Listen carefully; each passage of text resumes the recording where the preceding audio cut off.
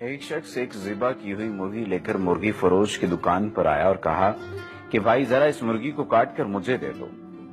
مرغی فروش نے کہا مرغی رکھ کر چلے جاؤ اور آدھ گھنٹے بعد آ کر لے جانا۔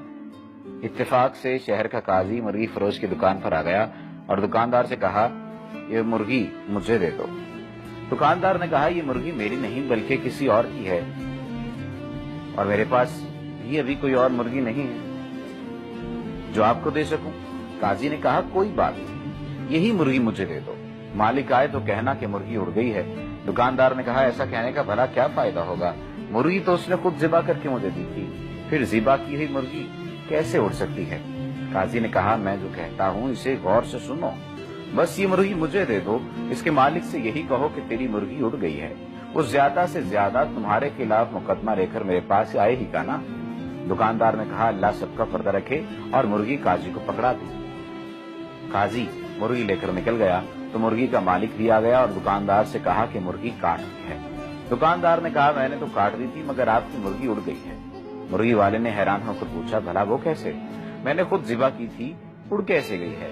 دونوں میں پہلے نوک جھونک شروع ہوئی، پھر بات جھگڑے تک جا پہنچی، جس پر مرغی والے نے کہا چلو عدالت قاضی کے پاس چلتے ہیں، اور چل پڑے۔ دونوں نے عدالت جاتے ہوئے رستے میں دیکھا کہ دو آدمی لڑ رہے تھے، ایک مسلمان جبکہ دوسرا یہودی۔ چھڑانے کی کوشش میں دکاندار کی انگلی یہودی کی آنکھ میں جا لگی اور یہودی کی آنکھ ضائع ہو گئی۔ لوگوں نے دکاندار کو پکڑ لیا اور کہا کہ عدالت لے کر جائیں گے۔ دکاندار پر دو مقدمے بن گئے۔ لوگ مرغی فروش کو لے کر جب عدالت کے قریب پہنچ گئے تو مرغی فروش اپنے آپ کو چھڑا کر بھاگنے میں کامیاب ہو گیا، مگر لوگوں کے پیچھا کرنے پر قریبی مسجد میں داخل ہو کر مینار پر چڑھ گیا۔ لوگ جب اس کو پکڑنے کے لیے مینار پر چڑھنے لگے تو اس نے چھلانگ لگائی تو ایک بوڑھے آدمی پر گر گیا، جس سے وہ بوڑھا آدمی مر گیا۔ اب اس بوڑھے کے بیٹے نے بھی لوگوں کے ساتھ مل کر اس کو پکڑ لیا اور سب اس کو لے کر قاضی کے پاس پہنچ گئے۔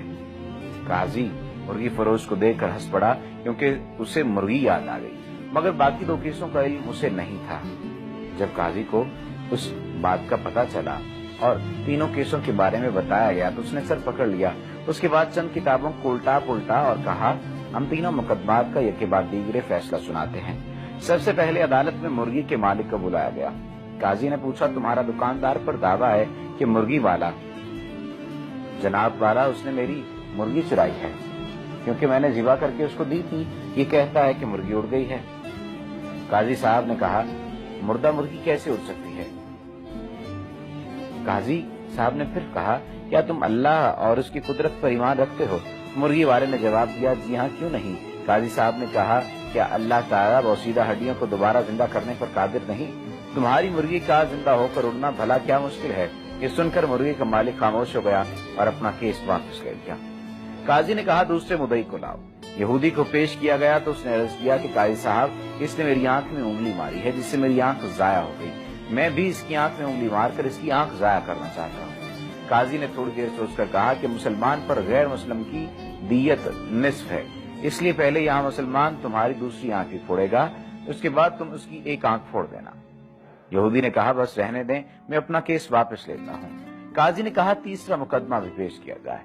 مرنے والے بوڑھے کا بیٹا آگے بڑھا اور عرض کیا قاضی صاحب اس نے میرے باپ پر چھلانگ لگائی جس سے وہ مر گیا۔ قاضی صاحب نے تھوڑی دیر سوچنے کے بعد بولا ایسا کرو کہ تم لوگ اگر اسی مینار پر جاؤ اور مدعی اس مینار پر چڑھ کر اس مدعی الہ یعنی مرغی فروش پر اسی طرح چھلانگ لگا دے جس طرح سے مرغی فروش نے اس کے باپ پر چھلانگ لگائی تھی۔ نوجوان نے کہا قاضی صاحب اگر یہ دائیں بائیں ہو گیا تو میں زمین پر گر کر مر جاؤں گا۔ قاضی نے کہا یہ میرا مسئلہ نہیں، میرا کام عدل کرنا ہے، تمہارا باپ دائیں بائیں کیوں نہیں ہوا؟ نوجوان نے اپنا دعویٰ واپس لے لیا۔ نتیجہ اگر آپ کے پاس قاضی کو دینے کے لیے مرغی ہے تو پھر قاضی بھی آپ کو بچانے کا ہر ہنر جانتا ہے۔ امید ہے پاکستانی نظام عدل کے تناظر میں آپ اس کہانی کا مطلب سمجھ گئے ہوں گے۔